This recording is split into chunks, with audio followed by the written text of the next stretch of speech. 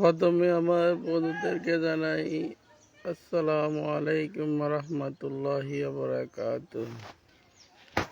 ভাই, প্রথমে নিজের প্রয়োজনের কথাগুলা বলি।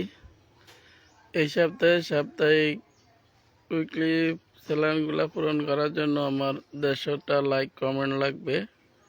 যদি কোনো সহৃদয়বান ব্যক্তি বা কোনো ভাই এগিয়ে আসেন, তাদের জন্য আমি খুবই আন্তরিক ও ভালোবাসা, তারা আমাকে এটা দিয়ে একটু সহযোগিতা করবেন।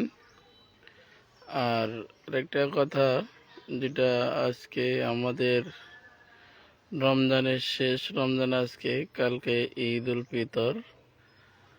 কারণ আজকে সৌদি থেকে সব জায়গায় ঈদ করছে, তাই সবাইকে অগ্রিম ঈদ মুবারক এবং ঈদের শুভেচ্ছা।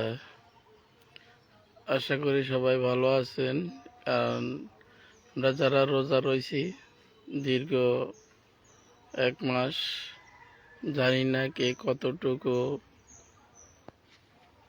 ফজিলত আদায় করতে পারছি, এবং সেই ফজিলত আদায় করার পর এখন আমরা কালকে ঈদের ময়দানে গিয়ে আল্লাহর কাছে মাপ চাইব, ক্ষমা চাইব।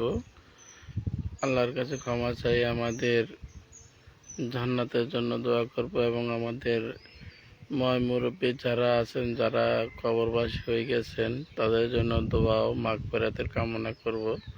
কারণ আবার একটা বছর পর রোজা আসবে, আমরা এই সুযোগ পাবো কি পাবো না সেটাও আমরা বলতে পারি না। আমাদের ময় মুরব্বীরা আমাদের দিকে তাকিয়ে আছে, আমরা যেন তাদের জন্য দোয়া করি।